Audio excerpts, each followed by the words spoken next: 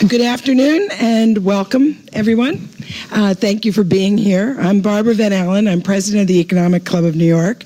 Marie-José Kravis, our chair, asked me to preside as she's away on business. It's a real pleasure to break new ground today as we host a panel on a really timely topic, diversity in the media. And during which we'll be focusing on the many ways that media outlets are advancing gender representation in the news. We're hoping actually that many of you in the room will be willing and interested in getting personally involved in helping to move the needle on this in a measurable way. To kick things off, I would like to have Peter Grauer come up and frame up the conversation for us that is to come. Peter, as you all know, is chairman of Bloomberg. He's a fellow club member. He's a fellow Tar Heel, go Heels, to come up and provide some opening remarks. Peter, the podium's yours.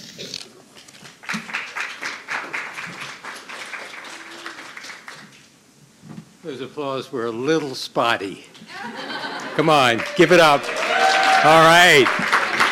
We're going to raise the pulse rate of this group a little bit if we're going to talk about this important subject.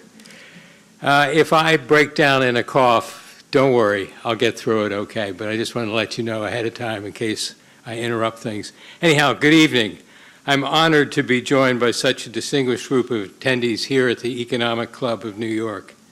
Thank you all for being here and for your collective work to move the needle toward a more diverse and inclusive business world. I trust that you'll find the panel enlightening and informative.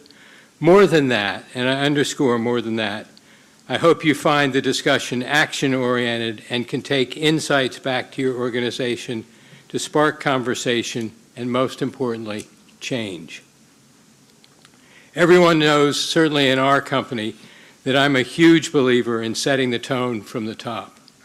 That's what gets results. And at Bloomberg, we've tried to set the tone at the highest level that diversity and inclusion is not just the right thing to do, but a very critical business imperative.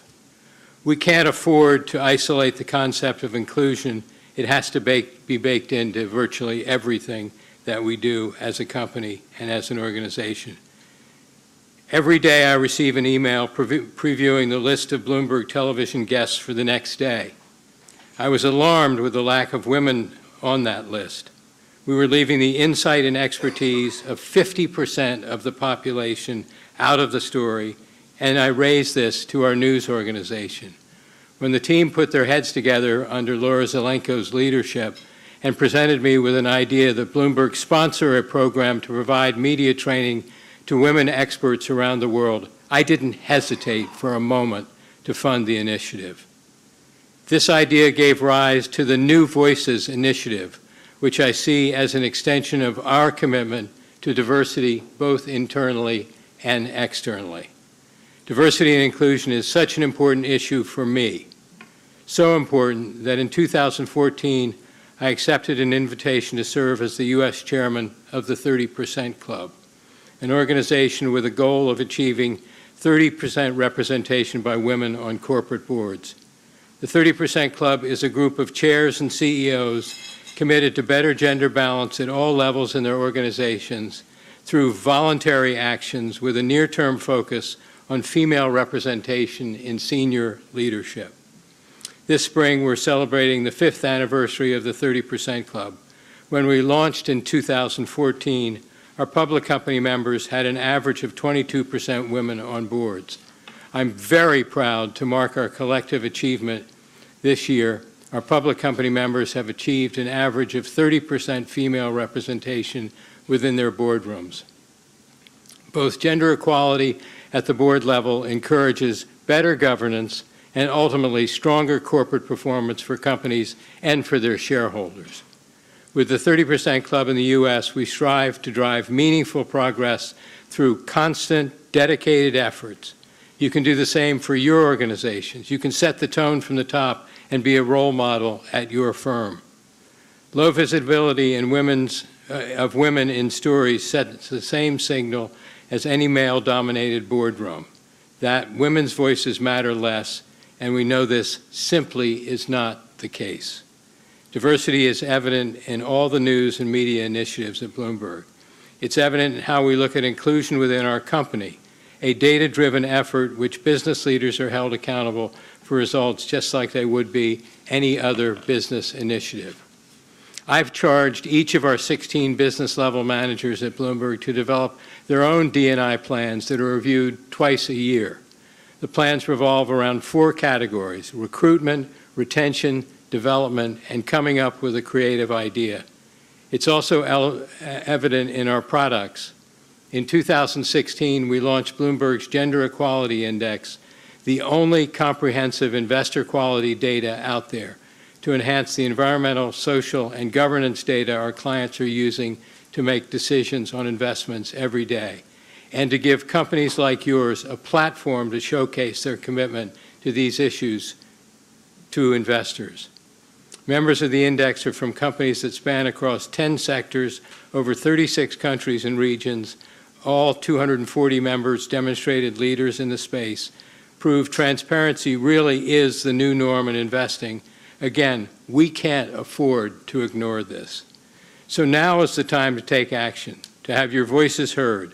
So I ask everyone in this room today to continue driving change within your organizations, to step up and not shy away from the spotlight, but to raise your voices and consider how and where we can do more.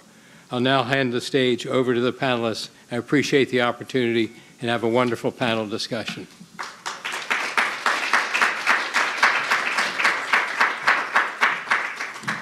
Thank you, Peter. Very nice to table set. I'd like now to invite the panelists to come on up so that we can get right to the panel and reduce the time devoted to introductions. You'll see in your programs the full bios for each of these speakers today. The first panelist will be Francesca Donner, who is the director of the Gender Initiative at the New York Times. Our second panelist is Mitra Kalita. Is that how I say that? Okay, who is the Senior VP for News, Opinion, and Programming for CNN Digital and leads the National News Desk. Our third panelist is Laura Zelenko, Senior Executive for Diversity, Talent, Standards, and Training at Bloomberg News. To moderate the panel, we're fortunate today to have with us Sarah Bartlett, Dean of the Craig Newmark Graduate School of Journalism with City University of New York. She also happens to be, by the way, vice chairman of the board of The City, New York's newest nonprofit news outlet, and sits on the boards of the Ida B. Wells Society for Investigative Reporting and the Lenfest Institute for Journalism. As a reminder, the conversation today is on the record. We do have several credentialed members of the media in the back of the room. And please know that Sarah will save 15 minutes at the end of the panel to open it up for questions from attending members and their guests. Well, and please know that the panel will conclude promptly at 7, but that we will keep the bar open for an extra half hour so everybody has a chance to network and perhaps one-on-one have some conversations with some of our panelists. Great. Thank you. Thank you so much, and thank you everyone for joining us tonight. This is a hugely important subject and one that I think you'll find we all care deeply about. Let me just start it off. Peter Grauer talked about the sort of business imperative of this, and I just wonder, obviously we probably can all agree that gender equity would be a nice thing to have, but is it within your organizations understood as something that must be had from a business standpoint? What's the business case to be made? Laura, do you want to? I mean, I'll talk about that from the newsroom perspective, and I think that it's very clear that to be a competitive news organization today, it really matters, and we need to be looking very clearly at who is reporting and writing the stories, who's editing the stories, who's deciding where they run, and who we're quoting or calling on to determine what stories to tell and how to tell them. And I think all of us represent organizations that are clearly aware of that, and for us not to be paying attention to that right now it would be a competitive disadvantage in terms of finding the right stories to tell, making sure that we're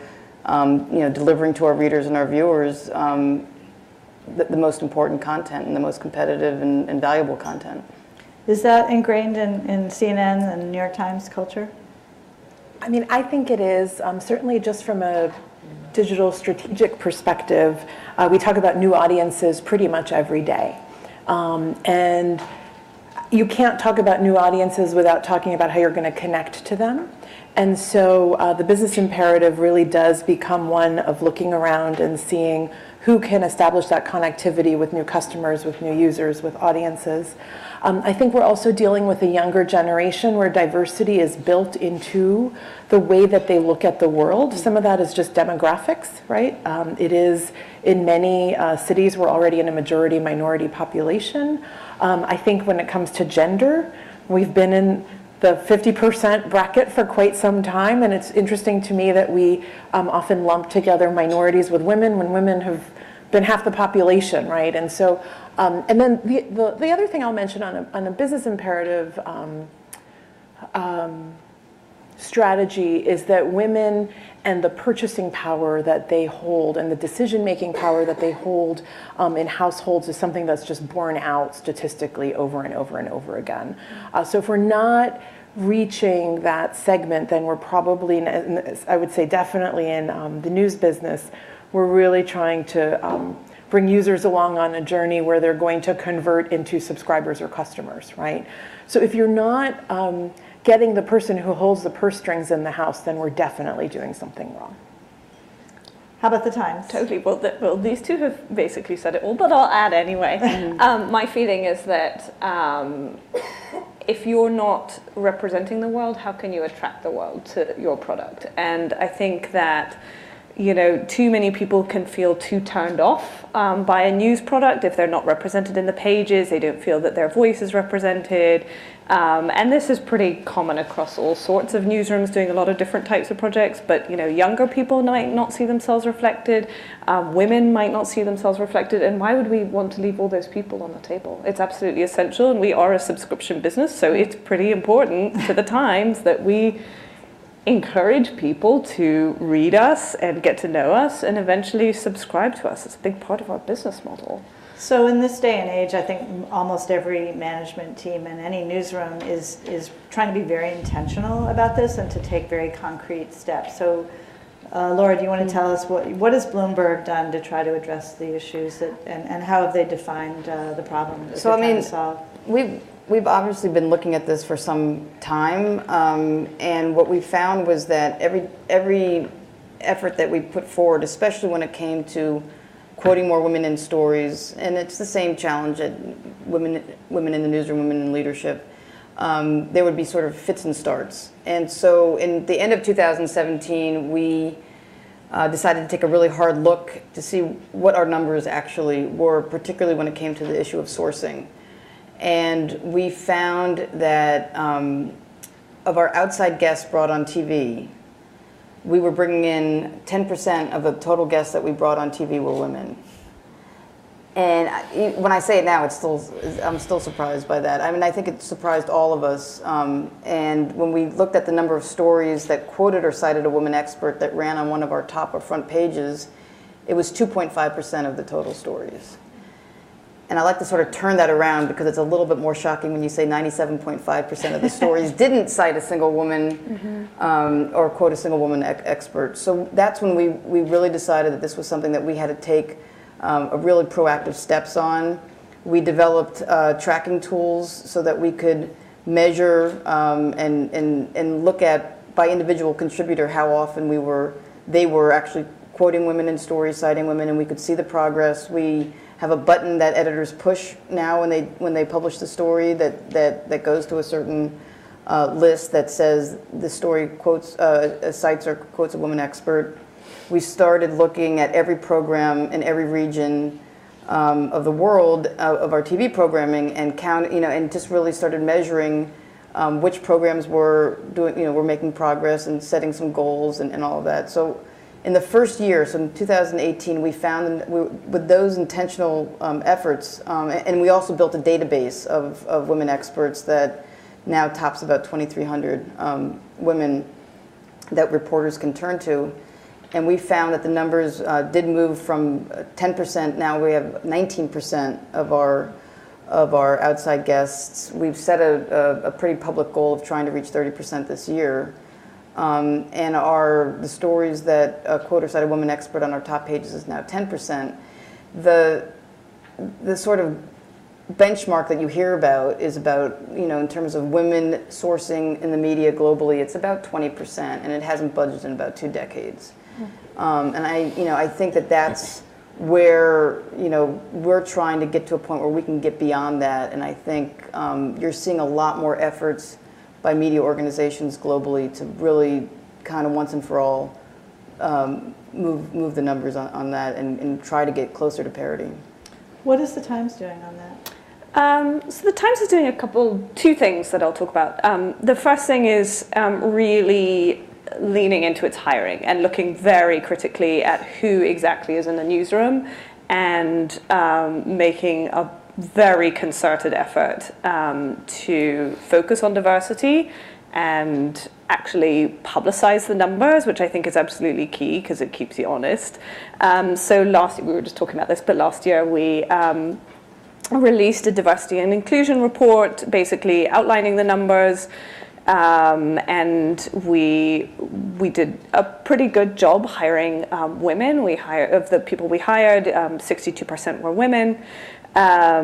We have around 47% women in leadership positions. So I think sort of making that conscious sort of company-wide decision is absolutely essential, and speaking about it and being candid about, look, this is where we've done well and here's where we really have a gap. And we have done that. And I think that the Times is doing a great job holding itself accountable. There's still a long way to go, but I feel like that's for everyone. And one of the things I feel like it's probably worth mentioning, but one of the things we were just chatting about before was, what I think not just the Times, but every organization needs to do. It's all well and good to hire women or people of color or LGBTQ, but if those voices aren't being heard, then it's not much good for anyone. So I think sort of really being quite reflective on that and sort of saying, look, we've gone this far, now what? The second big thing that we did was, among many things, but the second thing that sort of relates to me is we launched our gender initiative. We did that about 1.5 years ago, and that actually we launched it just after we broke the Harvey Weinstein story, so we felt pretty cool and ahead of the curve on that. But the reason we did it was because we felt that, firstly, gender was a really important topic that we needed to lean into a lot more.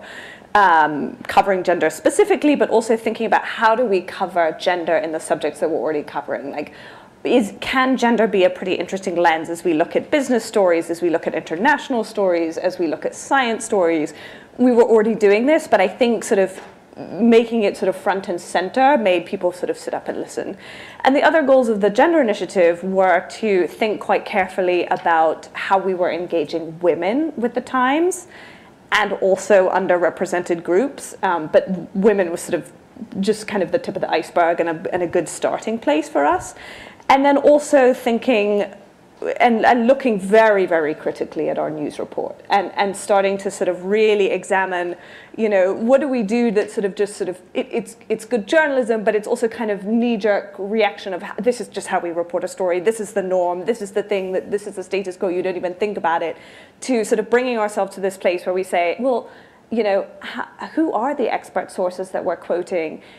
Who is the subject of this story? Is it a man? Could it be a woman? What if it was a person of color? What if we reframe this story? Who's reporting our stories? Who's taking our photographs? Who's represented in those photographs? And sort of really asking the difficult questions that can feel incredibly sensitive, but sort of trying to do that in a way where we say, look, let's raise the issues, let's have the discussion, and then let's figure it out, because maybe there's some things that we do feel like we're ready to change.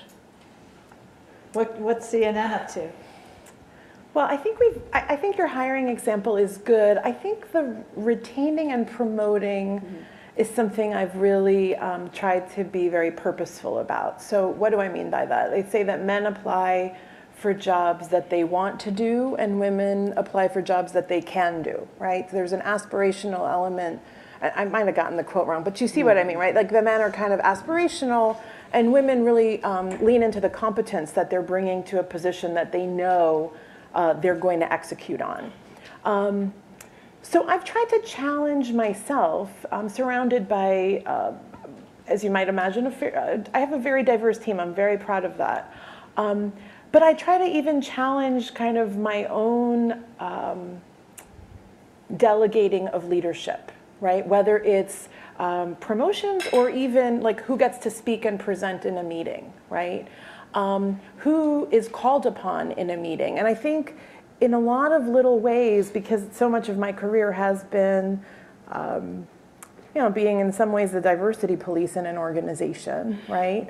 It's really been interesting just to see myself fall into the traps where it's really, really subconscious, right? Where you sort of end up putting people in certain roles. So that's just something that I'm trying to be really aware of my own actions. And for what it's worth, when I'm in a meeting and there's a woman who hasn't spoken, and I will intentionally call on her, at least 3 times over the last year, I've gotten emails later from those women saying, thank you so much for empowering me or enabling me to speak up. It's really something that's noticed. So I just feel like that's something tangible that we can do that is nothing perhaps for us, but means a world of difference as far as somebody feeling empowered and retained possibly in your workforce. Obviously at CNN, there's also an external perception. All of you know CNN.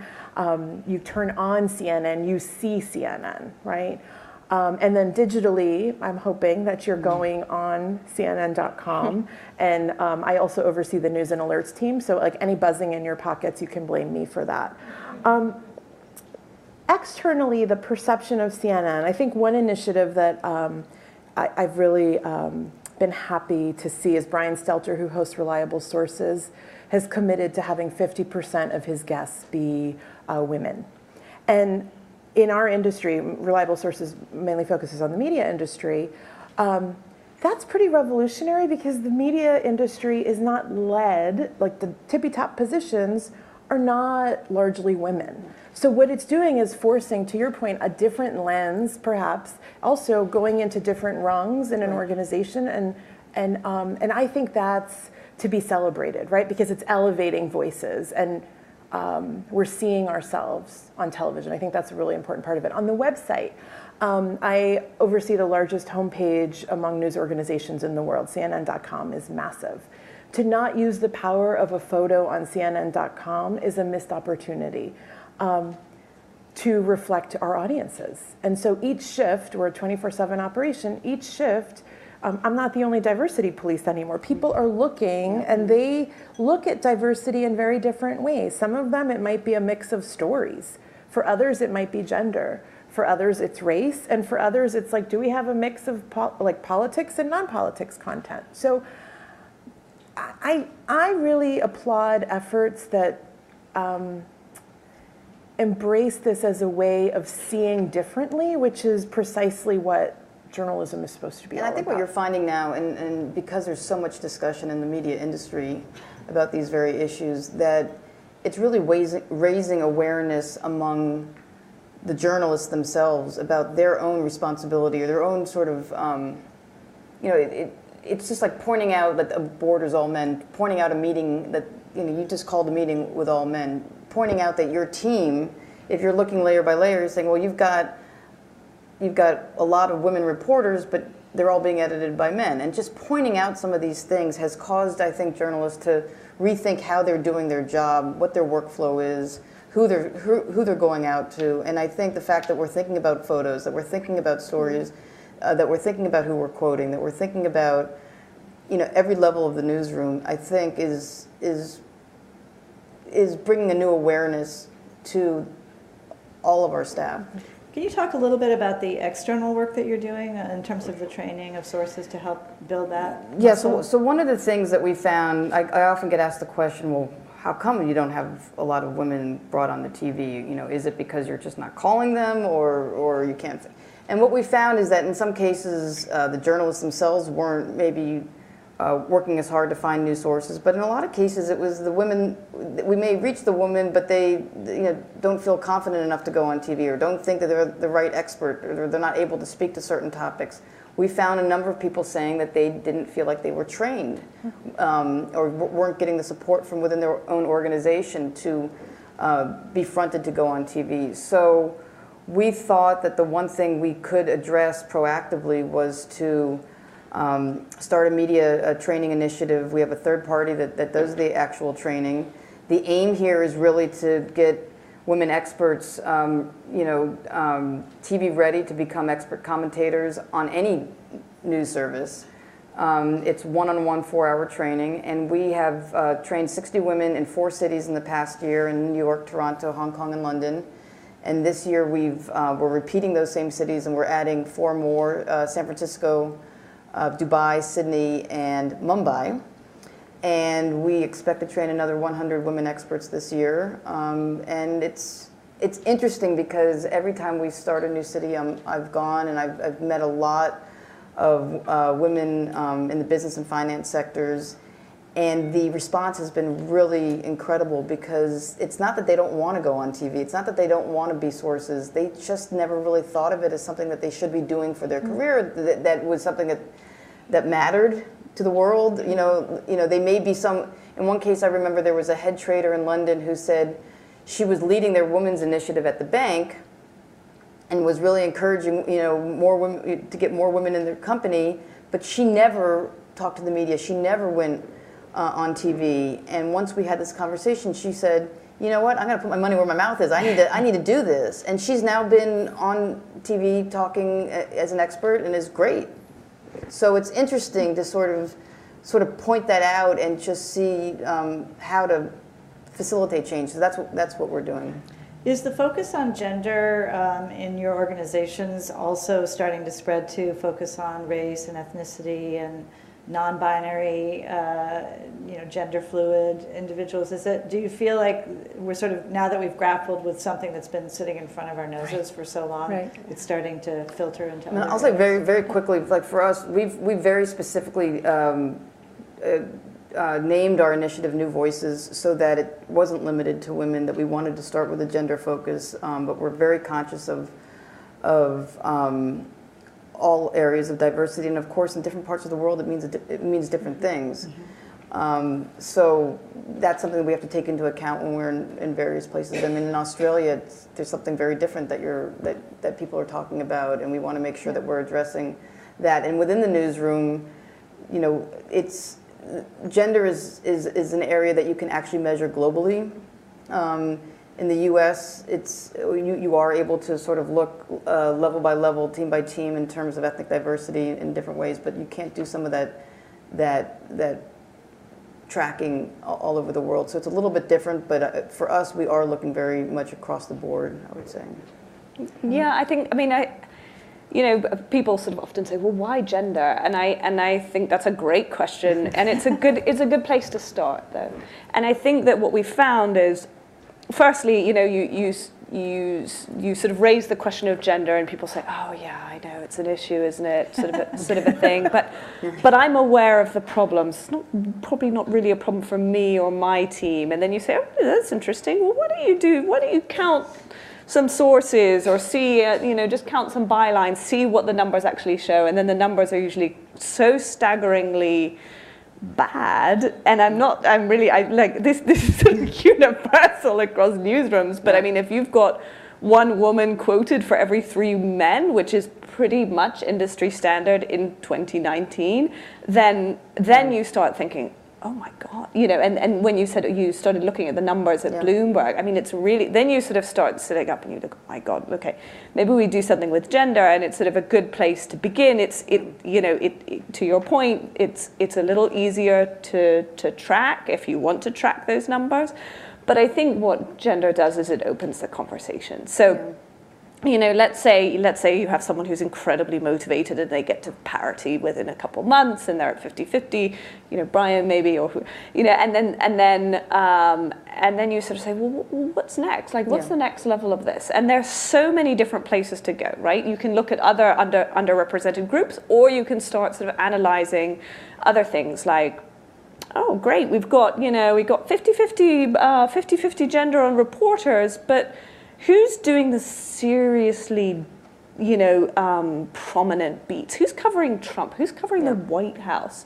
Who's got the plum assignments? When you're looking at sort of photography assignments, for example, maybe you say, oh, cool, we're doing so well. We got 50-50 gender, but are the guys doing the 5-day assignments covering major war zone, and maybe a woman is doing a half-hour assignment doing a still life or something, so then you start being I'm serious, and then you start being quite critical and sort of saying, look, I'm not judging a still life is fantastic, but a 30-minute assignment versus a 4-day assignment in a war zone, these are not comparable things.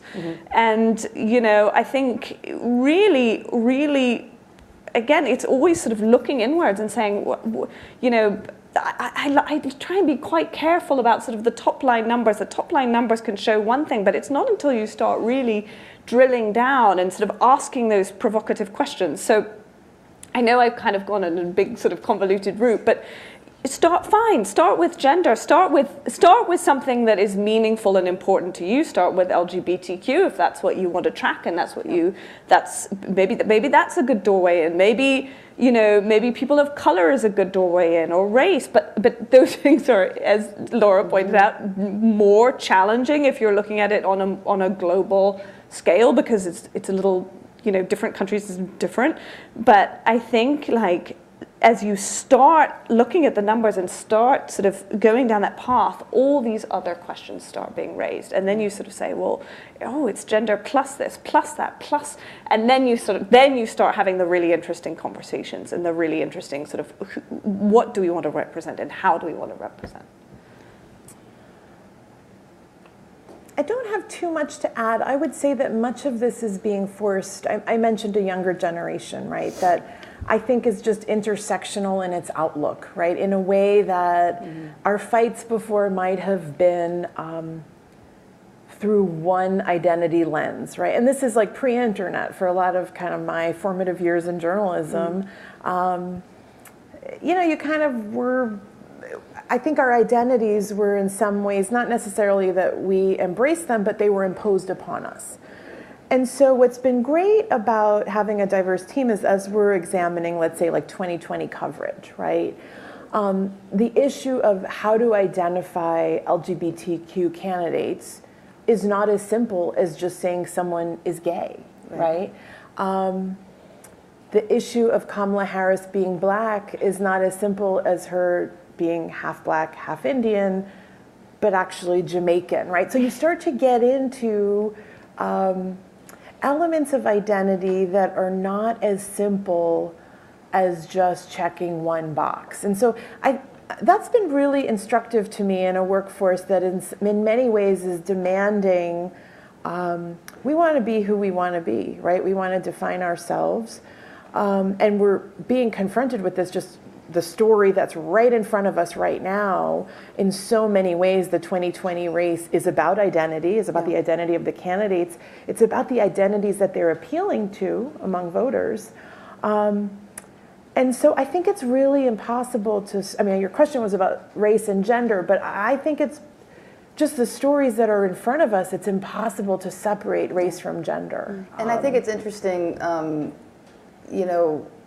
back to the business case, the kids that are coming in now are using language in a different way in terms of identity, and in terms of non-binary, in terms of even your style guides need to be adjusted because of this. And it's something that we are, as sort of, I guess, traditional media, I guess we're all in some ways traditional media, are having to catch up, because I'm sure you know, Sarah, the student papers and the student, they're already writing in a different way than we are, or they're leading the way on this, and so they're expecting to come into the newsroom and expect to see a different makeup of the workforce. They're expecting us to be quoting diverse sources. They're expecting us to know how to write about these things in a modern, sensitive way. And so it's really kind of urgent, and I would say the 2020 election is a good sort of focal point for this, because it's urgent that we all kind of understand why this is imperative. So I'm going to take this opportunity to open it up now so that we can just keep going. But everything you're saying is very exciting. My question is, what is the backlash, and how do you deal with the business case for the backlash? Especially that was going to be my next question. Especially coming up to 2020. Who wants to take that one on? Well, I mean, I would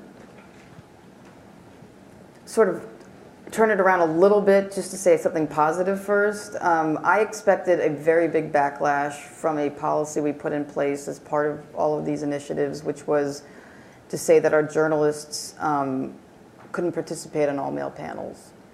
And I expected there to be a lot more resistance in the newsroom. And what I found is that people are really excited that we're taking a stand on something, that they can go to organizations and say, I want to participate, but this is our policy, and sort of press for change, offer help.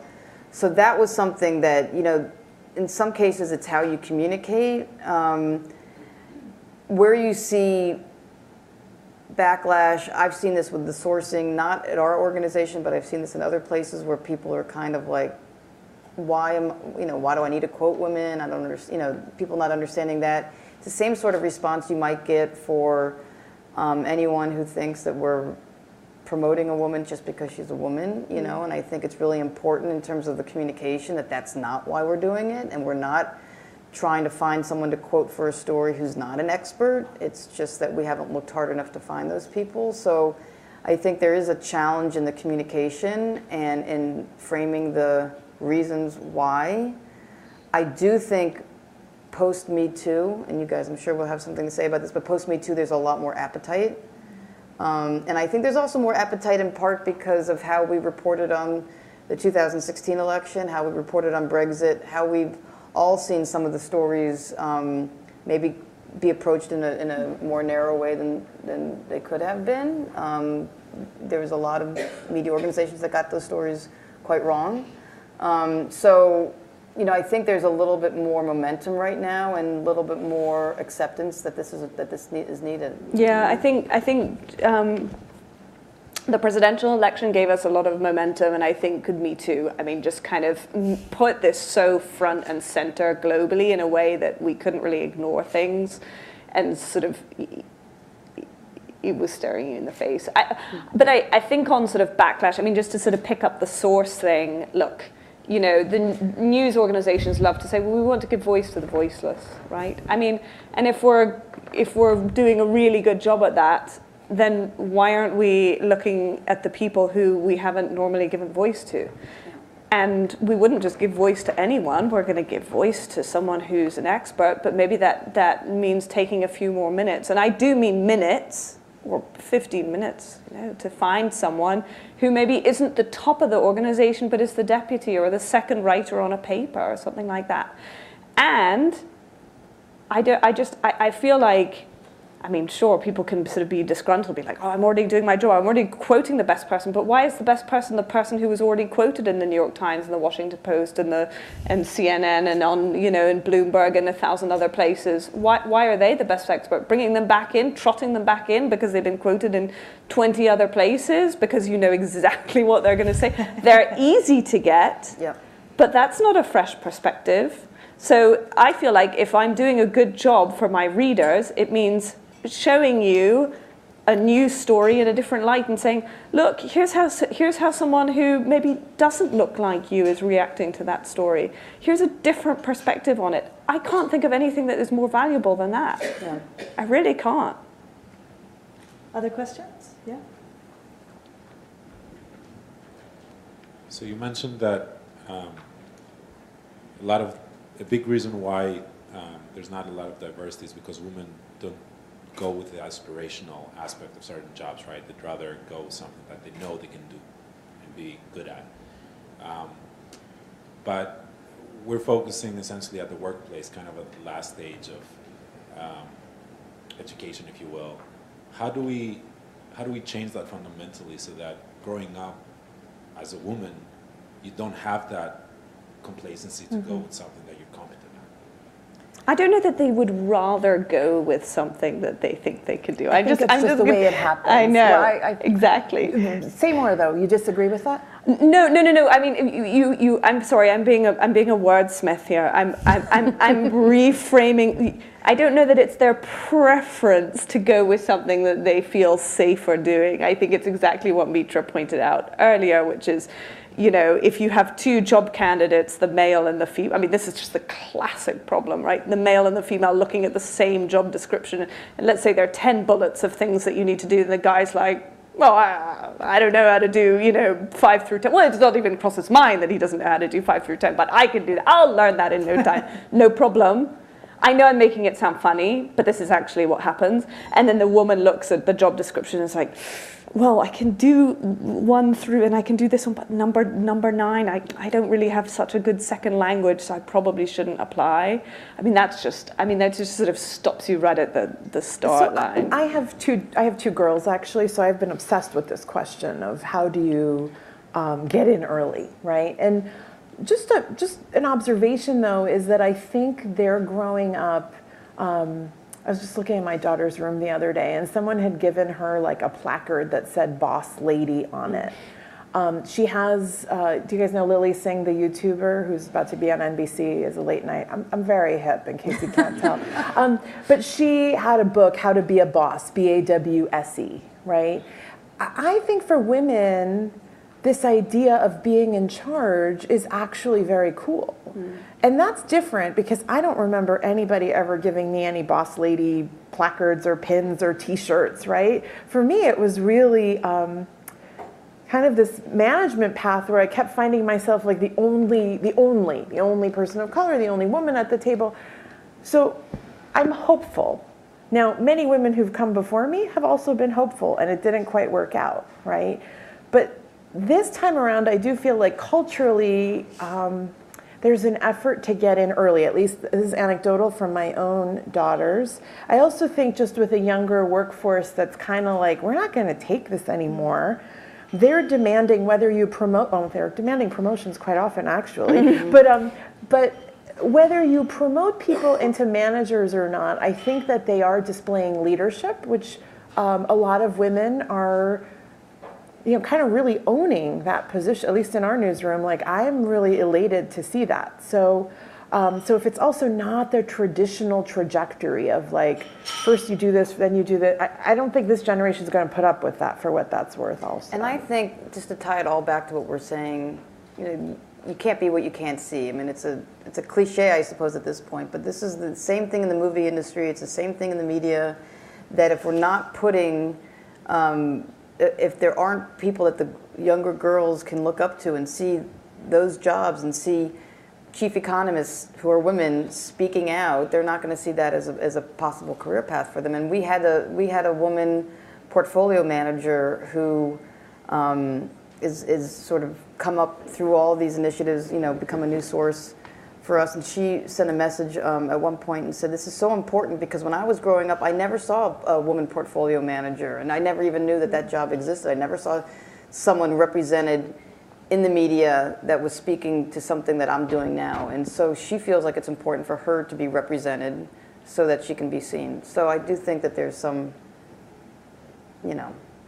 hope there. Yeah, I mean, I think role models are absolutely key, but there's so much sort of structure that's already in place, and it's just kind of the status quo, and it makes things so difficult, like, having a child, or if you want to be a really cutthroat lawyer, you just got to stick it out, and then I mean, even in 2019, and with this younger generation that demands different things, but some things are just so ingrained in these types of companies that you still see the fall off. Yeah, it's true. I mean, I can't tell you how many friends I have who are massively overeducated who just like, I'll just raise my kids, and it's the mum, it doesn't make it, the system that is in place does not make it easy. And so I think, I think at the lower ranks, it's looking quite good because, women are going to college more than guys, they're overperforming in college, they're going to, advanced degrees and whatnot, and